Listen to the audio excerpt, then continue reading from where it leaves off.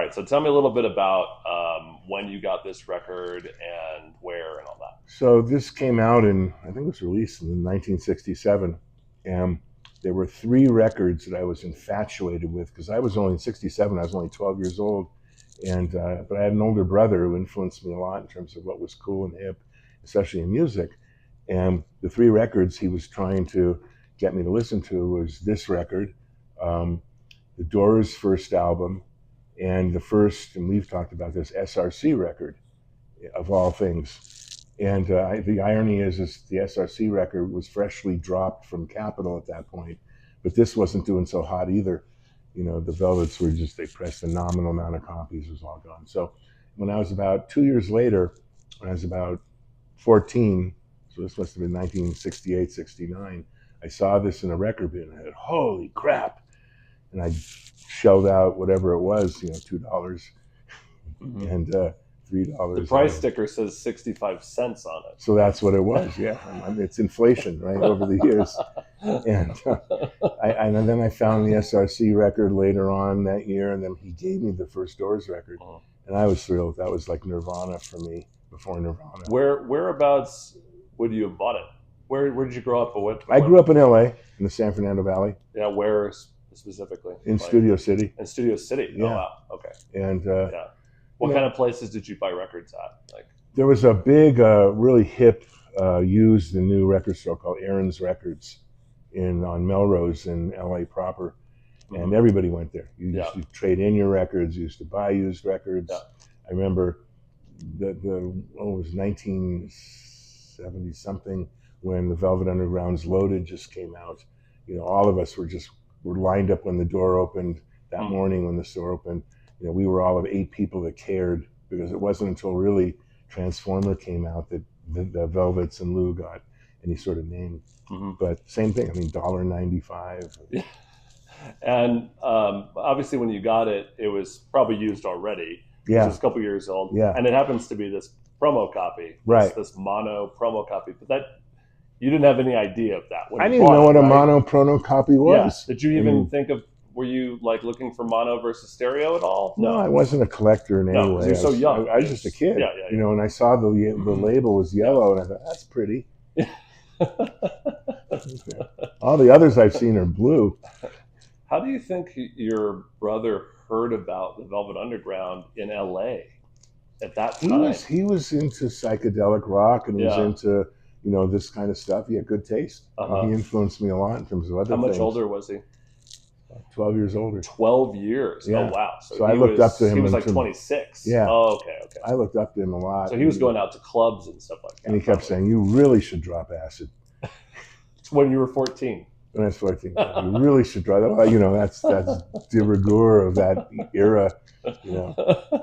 Then the one and only time I did, I wound up in a Burger King, and the manager was this dude who was about 6'8", at least he looked that tall. Yeah. And my friend and I were sitting down, slightly tripping, and he pointed to the guy's butt and said, look.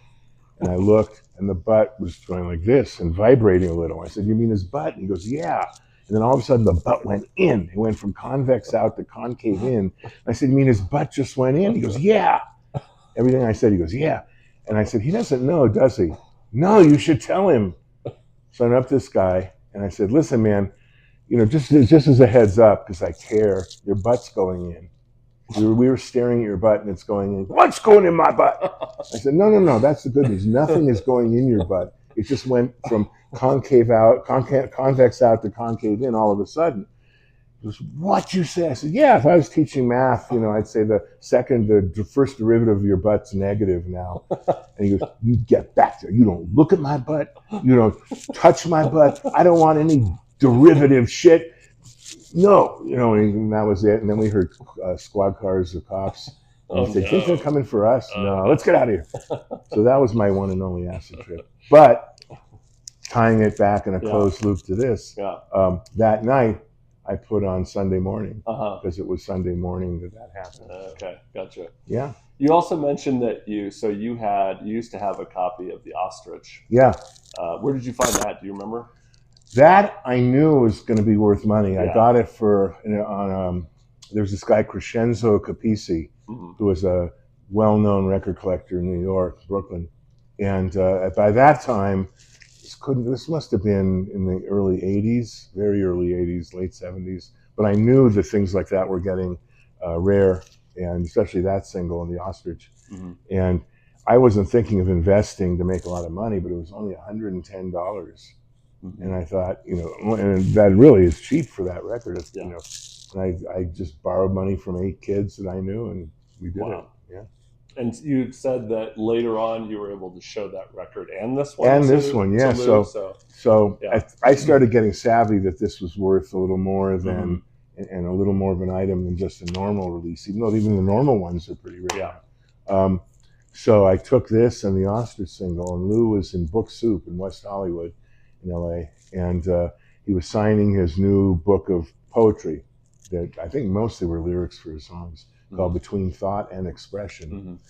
And there was a line out the door, down the block. I mean, you know, Post Walk on the Wild Side Lou drew 100 people to have book signs. So I waited. I wanted him to sign the ostrich and this. And the story behind that is when I finally got up to him, there's a big placard that says, Lou will not sign records, posters, anything but the new book. You know, and I thought this is going to be an uphill battle, but I didn't wait an hour and a half for nothing. So I get up to him, and I had a vest on. I put my hand in, and he has 3, you know, black dude security guys that jump on me, thinking it was going to be a gun, I guess. And I said, "No, Lou, it's the Velvets, it's the ostrich." He goes, "What?" And I showed it to him. He goes, "Oh my God!" He goes, "Go away," to the security people. He goes, I said, "This is." He goes, "No, this is from God." I said, "Yeah." I said, "Will you sign it?" And he goes, well, he says, "You probably want me to sign it on the label, right?" And I said, "Of course." And he goes, "I can do that." He says, "You want to sell it back to me? I don't even have one of these."